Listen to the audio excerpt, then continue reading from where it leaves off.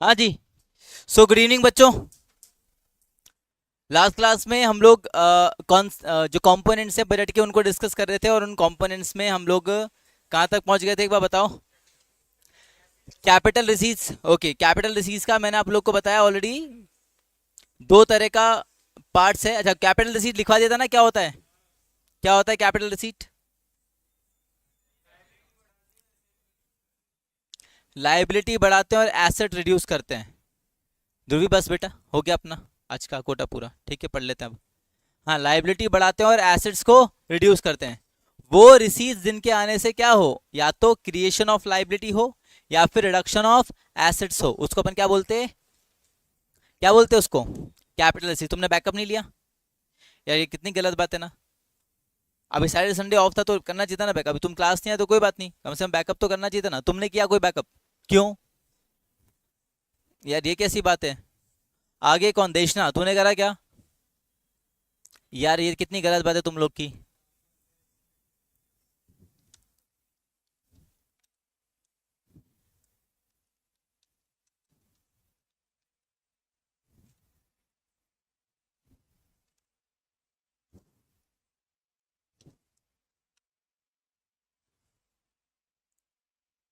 क्या ही सेंस है फिर क्लास करने का? तुम भी एबसेंट थे ना छोटे लाल? तुमने किया क्लास? बहुत बढ़िया। क्या करूं मैं तुम लोग को, तुम लोग की फोटो खींच करके माला चढ़ा दूं सब पे? हैं?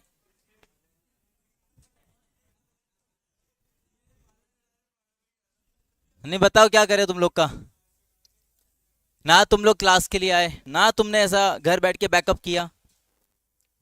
गलत बात है ये, पता है।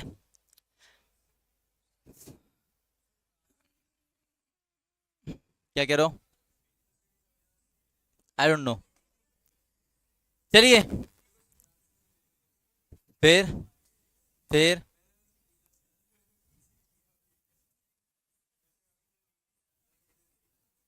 हाँ हाँ, कोई बात नहीं।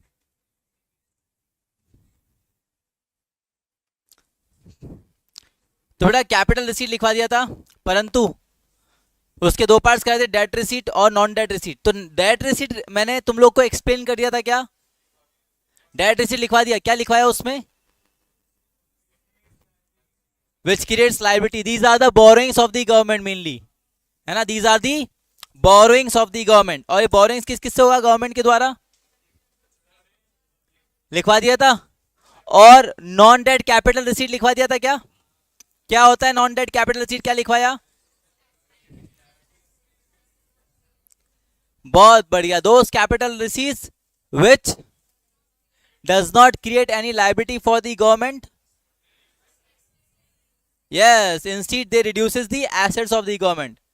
और ये डेट के अलावा कैपिटल रिसीट्स में आता है, इसलिए हम इसको बोलते हैं non debt capital receipts.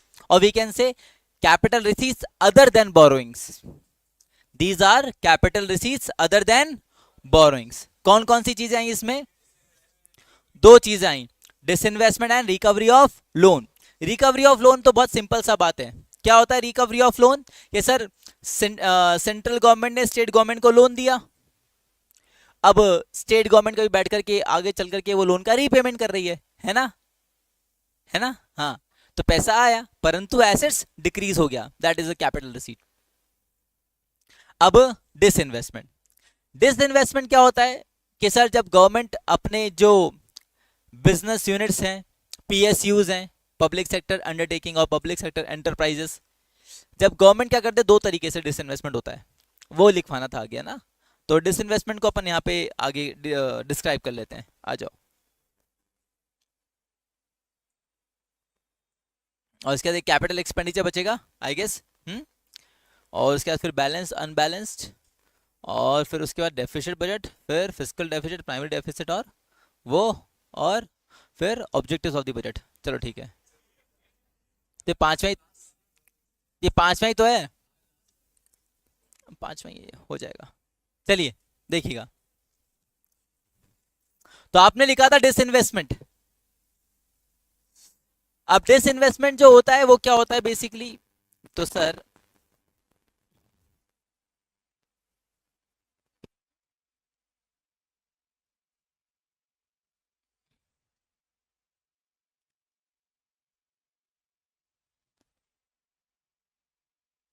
It is the withdrawal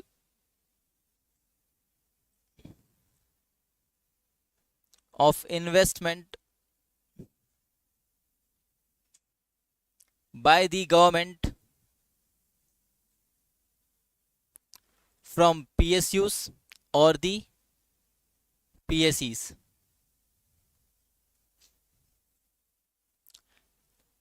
नहीं, फर्क कुछ नहीं होता है, किसी को आप अंडरटेकिंग बोलते हो, किसी को एंटरप्राइज बोलते हैं, ठीक है, सेम ही चीज होता है बाकी, ठीक है। PSUs और द PSEs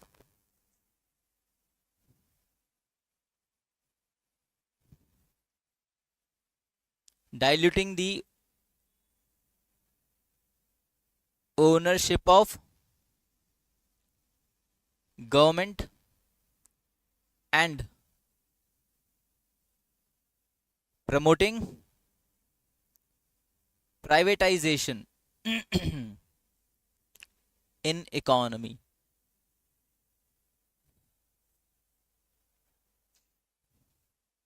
इसको ऐसा भी देखा जाता है कि it is the sale of the assets of the government, इसको ऐसा भी देखा जा सकता है। तो इट कैन बी व्यूड, और वर्ल्ड चैंपियंस कैसे हो तुम लोग, it can be viewed as sale of the assets of the government, कि सरकार अपनी एसेट्स को बेच रही है, तो उसको हम डाइवेस्टमेंट, डिसइन्वेस्टमेंट बोलते हैं। डाइवेस्टमेंट भी बोला जाता है शॉर्ट के अंदर, अगर डिसइन्वेस्टमेंट नहीं बोला जा रहा हो, किसी को मेरे जैसे हकलाने जैसा दिक्कत हो तो डाइवेस्टमेंट भी बोल सकता है, ठीक है। हाँ जी, अरे कभी कभी हो जाता है ना यार, डिसइन्वेस्टमेंट और डाइवेस्टमेंट, ठीक है। चुप हो जा, ठीक है। अब डिसइन्वेस्टमेंट जो हो सकता है वो दो तरीके से हो सकता है, ठीक है। डिसइन्वेस्टमेंट के दो तरीके होते हैं, कौन कौन से? तो डिसइन्वेस्टमेंट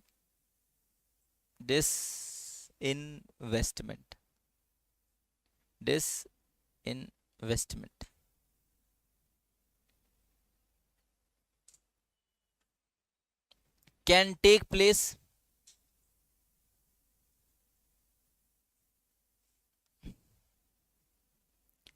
in two ways, दो तरीके से हो सकता है। ये कौन कौन सा? तो एक कहलाता है इसमें आउटराइट सेल,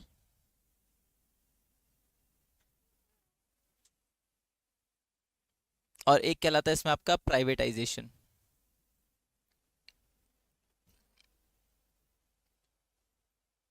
ठीक है।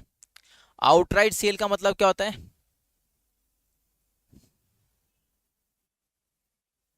Sale of an entire business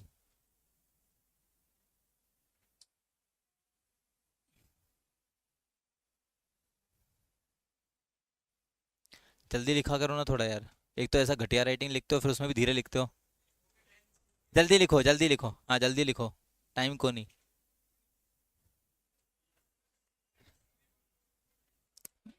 भाई तो मेरी इच्छा यार, मैं जो चाहूँ वो बोलूँ यार, जल्दी लिख, जल्दी लिख।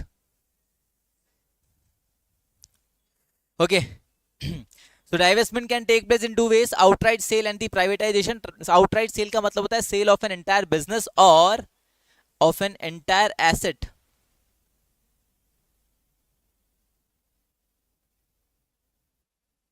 for a fixed value। क्या आपने क्या कर दिया? पूरे सरकार के कोई एक बिजनेस का एक सिंगल वैल्यूएशन लगा दिया, बोले आपके इस बिजनेस के बनते 200 करोड़, वो एसेट सारी गई, 200 करोड़ आ गए, समझ रहे? पूरा बिजनेस सोल्ड आउट हो रहा है इधर। ऐसा नहीं कि शेयर बेच रहे, 10% इक्विटी बेच दी, 5% इक्विटी बेच दी, ना ना ना ना ना ना, ठीक है। एंटायर बिजनेस का एक सिंगल वैल्यूएशन लगा करके आप पूरा का पूरा माल एक प्राइवेट सेक्टर को, एक प्राइवेट ओनर को बेच दे रहे हो, it's called outright sale. Privatisation, अब प्राइवेटाइजेशन क्या होता है? प्राइवेटाइजेशन का मतलब होता है कि वहां पे गवर्नमेंट क्या करता है, अपना इक्विटी है ना, वो क्या करता है, प्राइवेट एंटरप्रेन्योर्स को और एंटरप्राइज को बेच देता है। वहां पे क्या कर रही है गवर्नमेंट? पूरा बिजनेस नहीं बेच रही,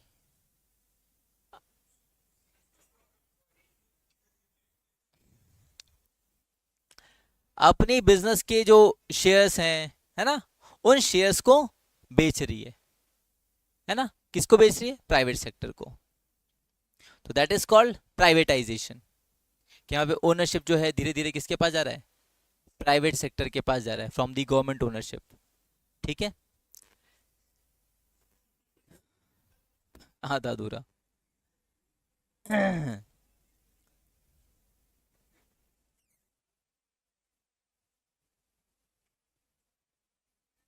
इसको अपन ऐसा लिख सकते हैं, it is the sale of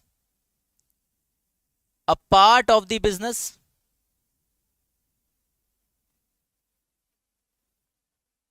और equity of PSUs or the PSEs to private enterprises। LIC का IPO आया, जनरल पब्लिक में इसकी ओनरशिप गई, 2 या 2.5%, जो LIC की टोटल जो कैपिटल है उसका 2 या 2.5% का IPO आया था केवल, मात्र, ज्यादा कभी नहीं आया था। तो 2 या 2.5% की इक्विटी गवर्नमेंट ने करी, अपनी डाइल्यूट करी, तो that is an example of privatisation, कि वो ओनरशिप जो सरकार के पास थी वो सरकार ने किसको दे दी? पब्लिक को। कितना परसेंट था मुझे एग्जैक्टली याद नहीं है क्या था, लेकिन 2 या 2.5% या टोटल LIC का। अब उससे क्या मतलब है? उससे क्या मतलब है? बात यहाँ पे IPO लाने की हो रही है। ठीक है, तो it is actually over valued था ना वो, इसलिए। खैर, तो it is the sale of a part of the business और इक्विटी ऑफ PSU और PSE टू प्राइवेट एंटरप्राइजेस। ठीक है, तो दैट इज कॉल्ड प्राइवेटाइजेशन। समझ में आया बात? तो एक आउटराइट सेल हो गया और एक प्राइवेटाइजेशन, ये दोनों तरीके हैं किसी चीज के डिसइन्वेस्टमेंट। और डिसइन्वेस्टमेंट क्या है? एक तरह का नॉन डेट कैपिटल रिसीट है, जिसके कारण क्या होता है? पैसा आता है, और पैसा आने से ना तो कोई एसेट्स, ना तो कोई लाइबिलिटी बढ़ती है, और ना ही कोई एसेट कम होती है, ऐसा ना ना ना ना ना। जिसके कारण क्या होता है? एसेट्स बढ़ती है और लाइबिलिटी कम होती है। अरे भगवान, क्या बोल गया मैं? लाइबिलिटी बढ़ती है और एसेट्स कम हो जाती है, तो that is a capital receipt. Capital में non debt capital receipt, non debt capital receipt में डिसइन्वेस्टमेंट, डिसइन्वेस्टमेंट के अंदर आउटराइट सेल, आउटराइट सेल के साथ और कौन? प्राइवेटाइजेशन। ठीक है, तो ये कौन पूरा हुआ? Capital receipt. अब किसका बारी आता? कैपिटल एक्सपेंडिचर का। चलो कैपिटल एक्सपेंडिचर की बात करते हैं।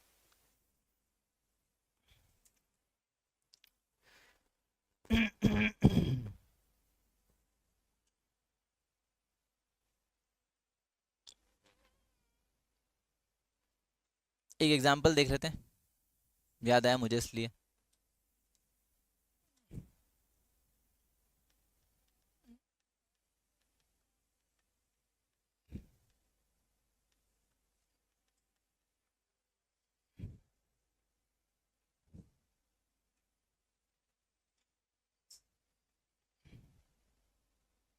Government has it's I on 50,000 crore kitty via divestment in financial year 25। यानी सरकार जो है इस साल क्या सोच रही है? 50,000 करोड़ रुपया जुटाने का सोच रही है डाइवेस्टमेंट के थ्रू। यानी गवर्नमेंट अपने बहुत सारे जो बिजनेस एंटरप्राइज हैं उनको प्राइवेटाइज करेगी और 50,000 करोड़ रुपया जुटाएगी। ठीक है, देख लेते हैं कोई एक दो बिजनेस का नाम दे रखा हो तो, ताकि आप लोग का दिमाग में रह जाए। अम,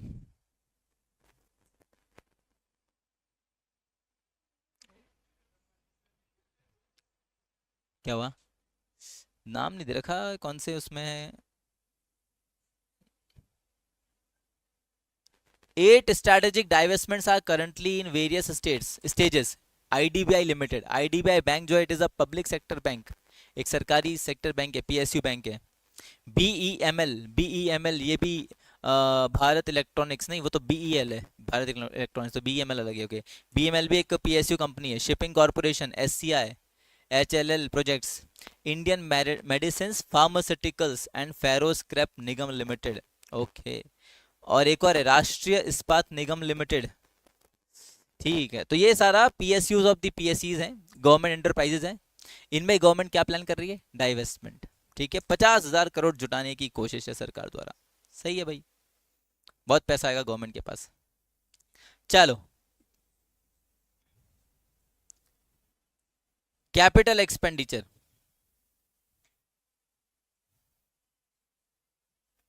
घटा नहीं है, रुको रुको, क्या हुआ? उसका फैन स्पीड शायद कम है। रुको मुझे बढ़ा देता हूँ मैं, तुमको को ठंड लगेगा, रुको भी।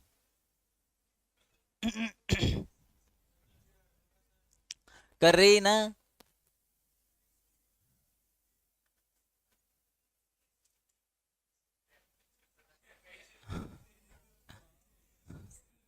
अरे रुको रुको, 2 मिनट रुको। पंखा बंद रहने दो, पंखा नहीं चलेगा। अरे आ रहा है हवा, रुक जा भाई। एक्चुअली पहले क्या ये ऑटो पे था और इसका सेटिंग गड़बड़ था। अभी देख, भयंकर हवा आएगी।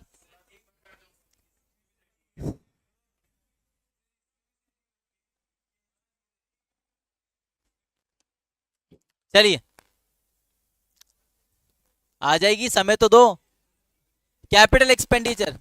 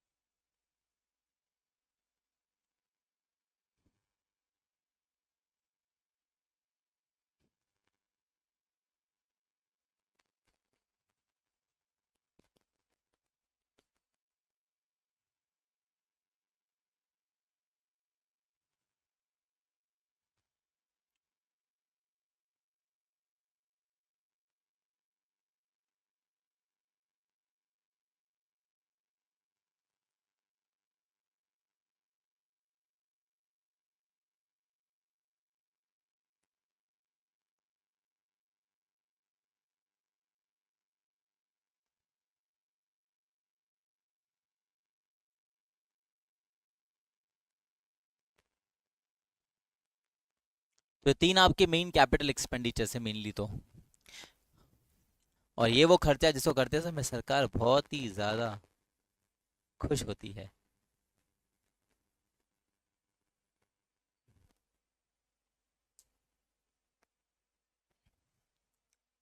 आज सही बन गया।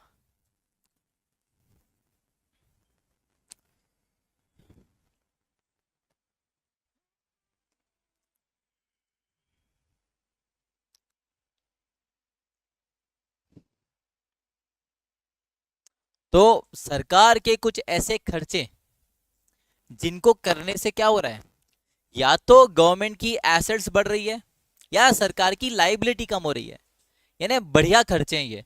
रेवेन्यू एक्सपेंडिचर पढ़ाते एक हमने, वो खर्चे थे जिनसे ना तो एसेट्स बढ़ रही थी ना लाइबिलिटी कम हो रही थी, फिजूल के खर्चे।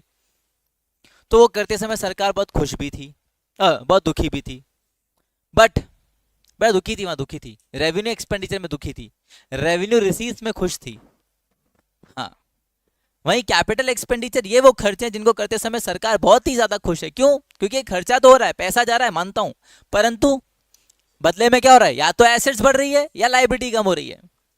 तो इस तरह खर्चों को क्या बोलते हैं? Capital expenditure. Example, repayment of loan. मेरे सर के ऊपर उधारी थी, मैंने उस उधारी चुका दी, पैसा गया मानता हूं, परंतु लाइबिलिटी भी तो हटी। अब चैन की नींद सोता हूं। ठीक है। दूसरा, लोन टू स्टेट गवर्नमेंट। मैंने किसी को लोन दिया, मैं कौन? Central government. मैंने किसी स्टेट गवर्नमेंट को लोन दिया, लोन दिया तो दिया, पैसा गया मानता हूं, परंतु अब मैं उससे पैसा मांगता हूं ना। पैसा गया मानता हूं, परंतु अब मैं उससे पैसा मांगता हूं। अब वो मेरे डेटर्स में आ जाएगा, है? तो उससे क्या हुआ? मेरा एसेट्स क्रिएट हुआ। ए सीधा बैठ, सीधा बैठ। और तीसरा, इन्वेस्टमेंट, है ना? इन्वेस्टमेंट, क्या पता गवर्नमेंट किसी प्राइवेट कंपनी के शेयर्स को अक्वायर कर ले, किसी कोई नया बिजनेस स्टैब्लिश कर ले, कोई तरह की एसेट्स परचेज कर ले, जमीन खरीद ले, डैम्स का कंस्ट्रक्शन, रोड्स का कंस्ट्रक्शन, ब्रिजेस, ये सारा चीजें किस में आएगा? सरकार के इन्वेस्टमेंट में जाएगा। क्योंकि रोड भी बनेगा तो क्या है ना, उससे टोल टैक्स आता है सरकार को, है ना? डैम से बेटा बहुत सारी चीजें होती हैं, जैसे इलेक्ट्रिसिटी जनरेशन होता है by establishing hydro power plant. हाँ, साथ साथ एनवायरमेंट प्रोटेक्शन। एनवायरमेंट प्रोटेक्शन क्या, एक तरीके से पानी का रिजर्वेशन, कंजर्वेशन हो रहा है, रिजर्वेशन बोल रहा था, कंजर्वेशन हो रहा है ना? ऐसा चीज। हाँ बोलो रोहन, तुम कुछ कह रहे थे। हाँ ले सकती है, बट बट रहेगा भी तो बहुत ही कम रहेगा, तो कोई बहुत सारा नहीं रहता है। ठीक है, नहीं ले सकते हैं, इंटरेस्ट से कोई बात नहीं है, बिल्कुल ले सकते हैं। ठीक है, तो ये तीन तरह के आपके जो खर्चे हैं वो किस कैटेगरी में आते हैं? कैपिटल एक्सपेंडिचर की कैटेगरी में आते हैं। क्यों? क्योंकि ये वो खर्चा है जिसके कारण either assets will be created or the liability will be reduced, और ऐसे खर्चों को क्या बोलते हैं? Capital expenditure. और ये तीन आपको मेन याद रखने हैं। ये आपके सभी के सभी, ये आपके सभी के सभी क्या पूरे हुए? Components of the budget. Revenue expenditure, ना तो एसेट क्रिएट हो रही है ना लाइबिलिटी कम हो रही है, फालतू का खर्चा। रेवेन्यू रिसीट, पैसा तो आ रहा है, बदले में ना तो एसेट्स कम हो रही है ना लाइबिलिटी बढ़ रही है, तो सरकार खुश थी। कैपिटल रिसीट्स, पैसा तो आ रहा है परंतु बदले में एसेट्स कम हो रही है और लाइबिलिटी बढ़ रही है। कैपिटल एक्सपेंडिचर, पैसा जा रहा है परंतु एसेट्स क्रिएट हो रही है या फिर लाइबिलिटी रिड्यूस। तो ये आपके रेवेन्यू बजट और कैपिटल बजट या बजट रिसीट और बजट एक्सपेंडिचर के फर्दर कंपोनेंट से चारों पन्ने खत्म करें। यहाँ पे तुम्हारे कंपोनेंट्स ऑफ द बजट खत्म होते हैं। ठीक है युवराज? यप। अब आते हैं अगले वाले पार्ट पे। ठीक है, बैलेंस्ड एंड अनबैलेंस्ड बजट। ठीक है आ जाओ। क्या है ना, रेवेन्यू से पैसा आया, कैपिटल से पैसा आया, रेवेन्यू से पैसा गया, कैपिटल से पैसा गया। अब पूरा हिसाब किताब तो लगाना पड़ेगा। बोले पूरा साल भर में हुआ क्या, पैसा आया कि गया, वो चीज का भी तो हिसाब किताब रखना पड़ेगा ना यार। सही बात है चारमी? ले चारमी आई नहीं, कोई बात नहीं सर मैं तो आई नहीं हूँ।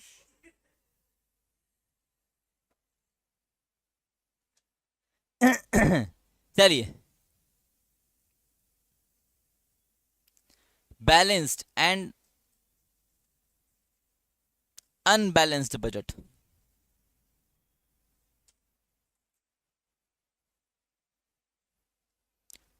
तो कुछ नहीं, एक छोटा सा फ्लो चार्ट बना के इसको खत्म करेंगे हम लोग। या तो पहले मैं बनाता हूँ फिर तुम लोग करते रहना, फिर बोलोगे सर कितना और स्पेस चाहिए सर, सर कहाँ बना लें सर आड़ा बना लें क्या सर हॉरिजॉन्टल लिख लें। तो बजट, दो तरह का बजट, बैलेंस्ड बजट और दी अनबैलेंस्ड बजट। अरे स्तुति लिख बेटा लिख ना, व्हाट इज बैलेंस्ड बजट? अरे चुप, what is balance budget sir? नहीं, when the budget receipts they are equal to the budget expenditures। ध्यान देना, मैं इधर रेवेन्यू बजट या कैपिटल बजट की बात नहीं कर रहा, मैंने कैसे लिखा? बजट रिसीट और the budget expenditure. Okay, budget receipt में कौन आ गया? रेवेन्यू रिसीट और कैपिटल रिसीट। बजट एक्सपेंडिचर में कौन आ गया? Revenue expenditure and capital expenditure. समझे ना बात को? तो when the budget receipts they are equal to the budget expenditures it is said to be the balanced budget। Budget के थ्रू जितना पैसा सरकार ने कलेक्ट करा, जितना रेवेन्यू आया, उतना ही पैसा सरकार ने खर्च कर दिया, तो इस तरह की सिचुएशन को बोलते हैं बैलेंस्ड बजट। ना कुछ ज्यादा ना कुछ कम, परंतु ऐसी सिचुएशन बहुत कम आती है, मुश्किल होता है, आती ही नहीं है वैसे तो। तो इसलिए सिचुएशन अराइज नहीं होती। यहाँ पे ध्यान दीजिएगा, बजट रिसीव्स जब बच्चे लिख रहे हैं तो बच्चों का मानना यह है कि बजट रिसीव्स का मतलब होगा revenue receipts plus capital receipts, और बजट एक्सपेंडिचर से मतलब होगा revenue expenditure plus capital expenditure. Now what is unbalanced budget? Sir जब बजट रिसीट्स बराबर नहीं है किसके? बजट एक्सपेंडिचर्स के, तो it is said to be the unbalanced budget, कि ये बजट थोड़ा बैलेंस में नहीं है भैया, इसको बैलेंस में लाओ। It is said to be the unbalanced budget when the budget receipts and the budget expenditure they are not equal to each other. अब अगर ये इक्वल नहीं है तो क्या हो रहा है? अब अगर ये इक्वल नहीं है तो बेटा दो चीजें हो सकती हैं most probably.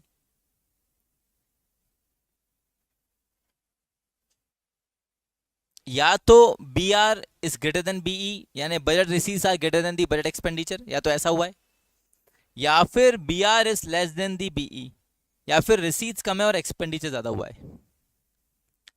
Okay, if the receipts are greater than the expenditure it is said to be the surplus budget, it is said to be the surplus budget, जहां पे पैसा ज्यादा आया है और खर्चा कम हुआ है, सरप्लस में है सरकार।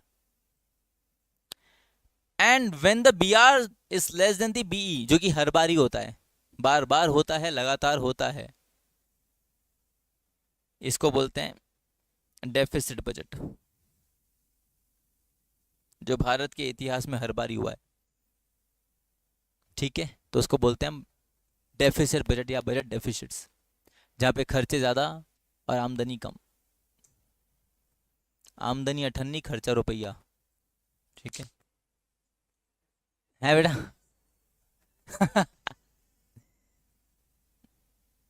नहीं, मूवी आई थी एक, नहीं नहीं गोविंदा की थी बेटा, साउथ की नहीं थी, गोविंदा की मूवी थी, जूही चावला, गोविंदा और दो निकम्मे पति, तीन थे क्या, तीन।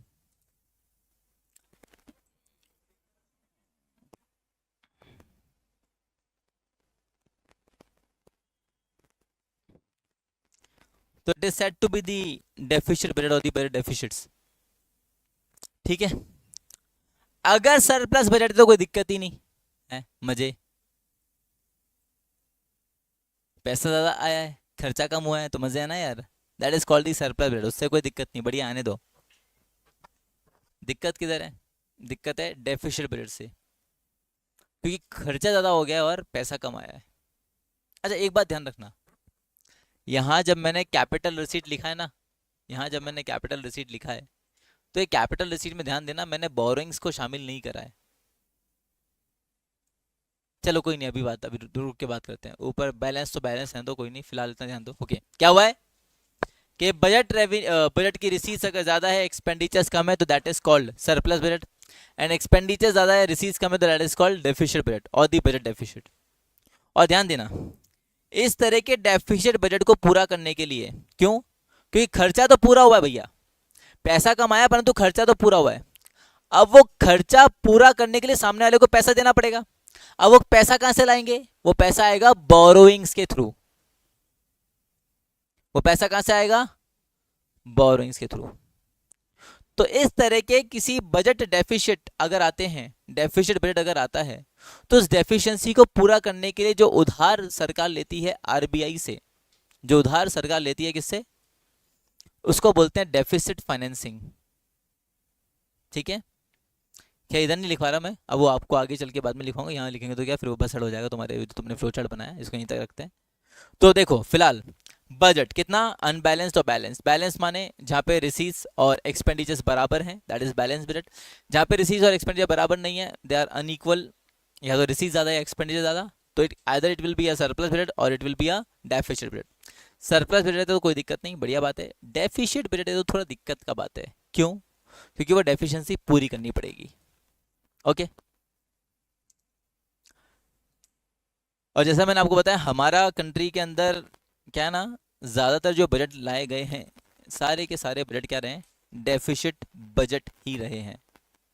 तो इसलिए क्या ना, हमारे पास हमने डेफिशिएंसी में यानी डेफिशिट और बजट के अंदर पीएचडी कर रखी है, तो हमारे पास यहाँ पे भी बजट डेफिशिट्स के अंदर भी फर्दर टाइप्स हैं। ठीक है, सरप्लस बजट के कोई टाइप्स नहीं पढ़ने अपने को, क्योंकि अपने डेफिशिट इतने लाए हैं कि डेफिशिट बजट की भी अपने पास फर्दर टाइप्स हैं। तो ये बजट डेफिसिट जो लिखा ना, यहीं से अपन तीन कैटेगरी निकाल लेंगे, तीन तरह के डेफिसिट बजट आपको पढ़ने को मिलेंगे यहाँ पे।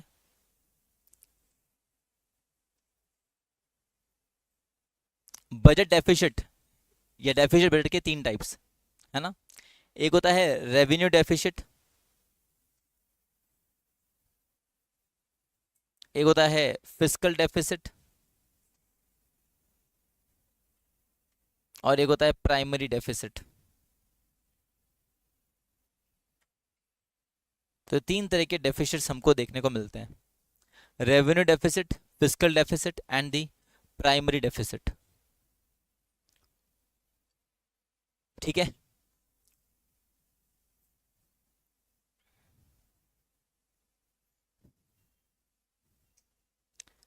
अब इन तीनों को समझ लेते हैं और काम खत्म करते हैं। हम्म,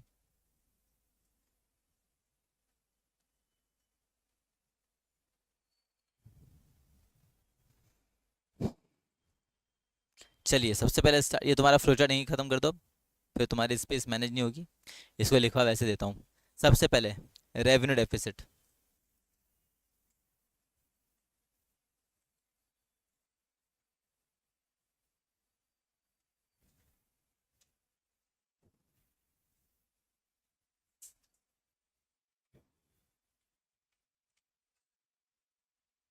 it is the excess of revenue expenditure over revenue receipts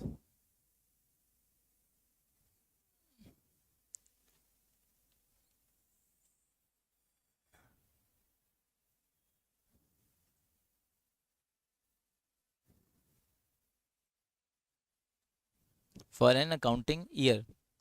sir किसी एक साल में क्या आ जाए, रेवेन्यू एक्सपेंडिचर हमारे रेवेन्यू रिसीट से क्या आ रहा है, ज़्यादा आ रहा है। रेवेन्यू नेचर का एक्सपेंडिचर ज़्यादा हो गया, रेवेन्यू नेचर की रिसीट्स कम है। ठीक है, तो उसको अपन क्या बोलते हैं, रेवेन्यू डेफिसिट। ठीक है, तो उसका रेवेन्यू डेफिसिट का फॉर्मूला आपका जनरली क्या हो रहा है इधर, रेवेन्यू एक्सपेंडिचर ज़्यादा है, रेवेन्यू रिसीट्स कम है। तो रेवेन्यू डेफिसिट का अगर फॉर्मूला बनाना हो तो फॉर्मूला क्या बनेगा रेवेन्यू डेफिसिट का, तो R D is equals to revenue expenditure minus revenue receipts. Revenue expenditure minus revenue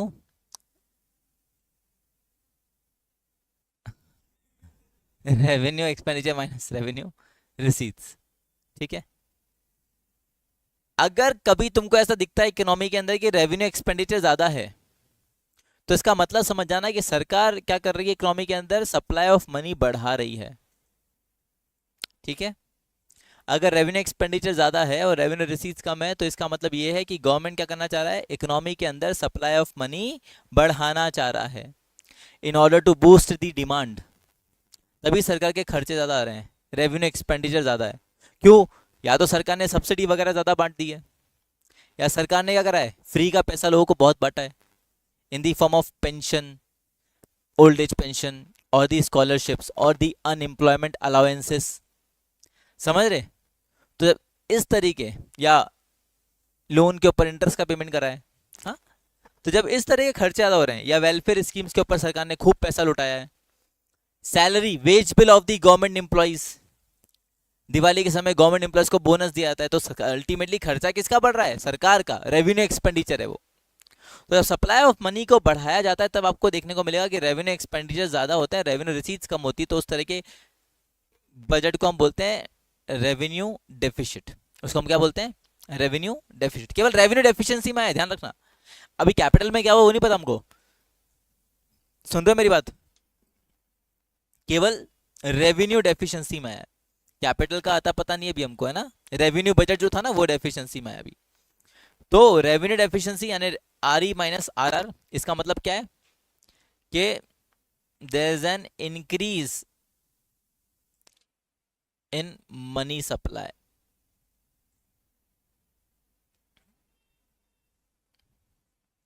कि मनी सप्लाई को क्या किया जा रहा है, सरकार द्वारा बढ़ाया जा रहा है, ताकि इकोनॉमी में डिमांड वगैरह बूस्ट हो, and boost is the secret of our energy. ठीक है, अगला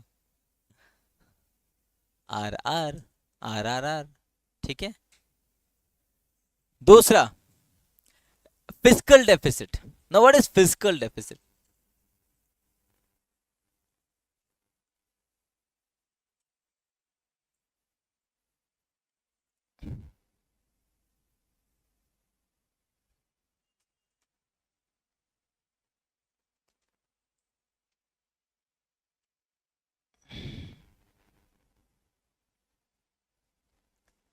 it is the excess of capital expenditure. क्या बोल रहे हो, कैपिटल बोल दिया रे मैंने, छी छी छी, क्या बोल रहा है, it is the excess of total expenditure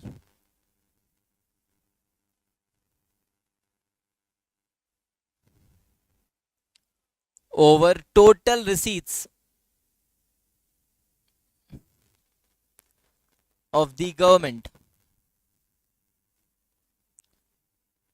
during an accounting year, तो उसको क्या बोलते हैं? फिस्कल डेफिसिट बोलते हैं। परंतु ध्यान देना, टोटल रिसीट्स जब मैंने बोला है तो जैसे मैं यहाँ लाइन बना के ऐसा लिख रहा हूं, आप भी लिख देना। टोटल रिसीट्स जो है बेटा ये है ओटीपी, माने यस अदर देन बोरोइंग्स। इन रिसीट्स के अंदर मैंने बोरोइंग्स को शामिल नहीं किया है। क्यों नहीं किया है वो समझाऊंगा अभी आगे चल के। परंतु आप लोग ध्यान रखना, इन रिसीट्स में जब मैं ले रहा हूँ, टोटल रिसीट्स ले रहा हूँ मैं फिस्कल डेफिसिट निकालने के लिए, मैं बोरोइंग्स शामिल नहीं कर रहा हूँ। समझ रहे? तो जब पूरे बजट का खर्चा पूरे बजट की रिसीट्स से ज्यादा हो, पूरे बजट का खर्चा चाहे रेवेन्यू हो चाहे कैपिटल, चाहे रेवेन्यू हो चाहे कैपिटल, जब पूरे बजट का खर्चा पूरे बजट की रिसीट्स से ज्यादा हो, बोरोइंग्स को छोड़ के, तो उस तरह की डेफिशिएंसी को क्या बोलते हैं? Fiscal deficit.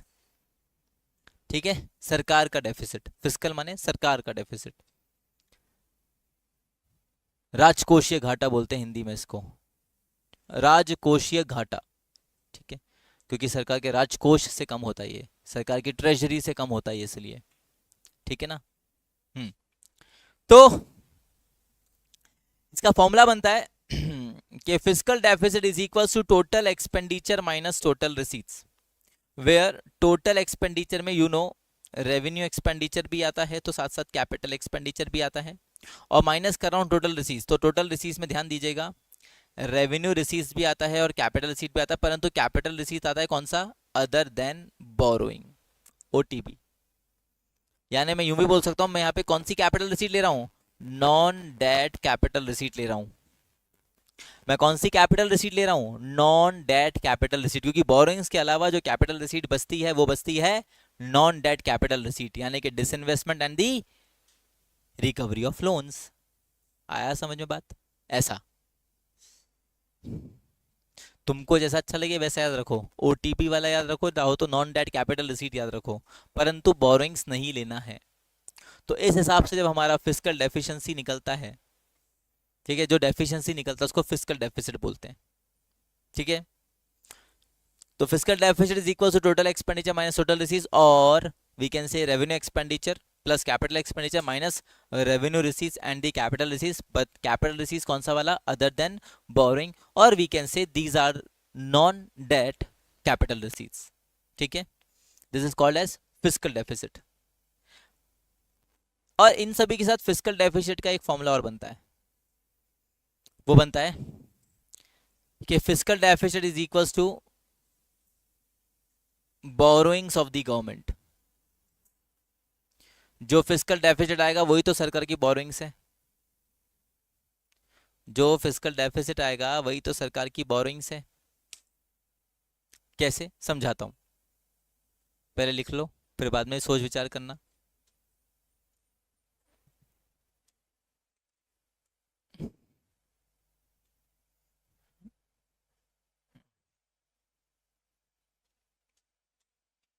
लिखा?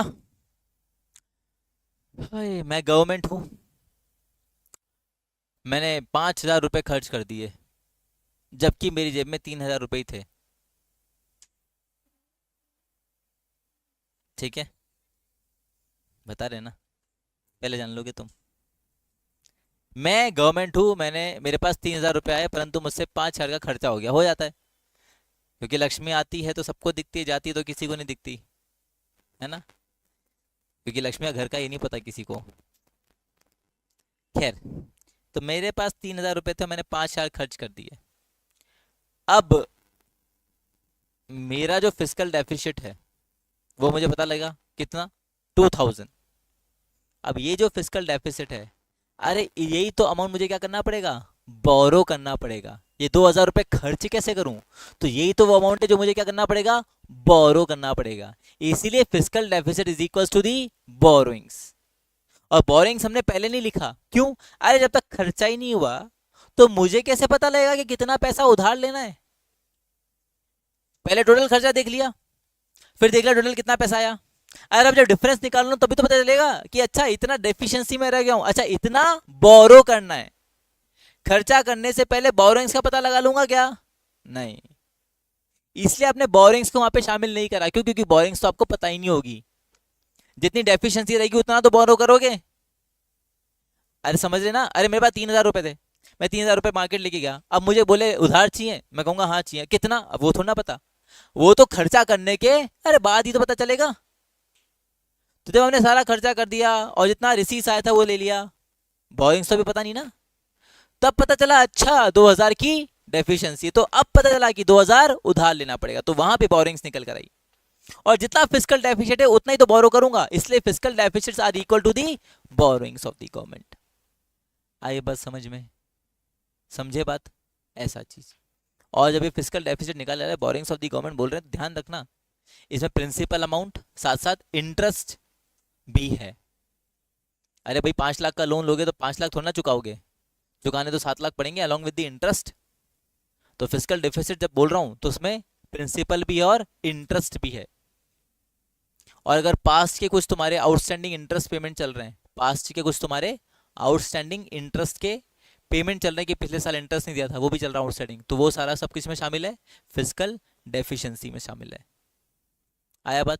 समझो, revenue deficit, revenue expenditure minus revenue receipt, tax के थ्रू जो पैसा आया और बाकी जो अपने आइटम लिखे थे 9-10 उन पे खर्चा किया। पर फिस्कल डेफिसिट, अरे तो फिस्कल डेफिसिट मतलब पूरे बजट का डेफिसिट, तो पूरे बजट की रिसीट माइनस पूरे बजट की एक्सपेंडिचर। अब एक्सपेंडिचर में तो सभी तरह का एक्सपेंडिचर आ गया, एक्सपेंडिचर में तो सभी तरह का खर्चा आ गया, रेवेन्यू और कैपिटल। अरे पर कैपिटल रिसीट, जब रिसीट की बात आएगी तो रेवेन्यू रिसीट तो पता है भैया टैक्सेस के थ्रू इतना पैसा आया, और जो नॉन डेट कैपिटल रिसीट वो भी पता है कि डिसइन्वेस्टमेंट इतना करा, हाँ, रिकवरी ऑफ लोन इतना। अरे बट बोरिंग थोड़ा ना पता होगी, बोरिंग तो अब पता चलेगी ना कि जितने की डेफिशिएंसी है उतना मुझे बोरोइंग करना है। ठीक है, इसलिए आप उधर बोरिंग ले रहे थे, और लास्ट में इसलिए लिखते हम fiscal deficit is equal to the borrowings of the government. अब इसके बाद लास्ट में आता है primary deficits. We still have 4 minutes with ourselves. What is primary deficit?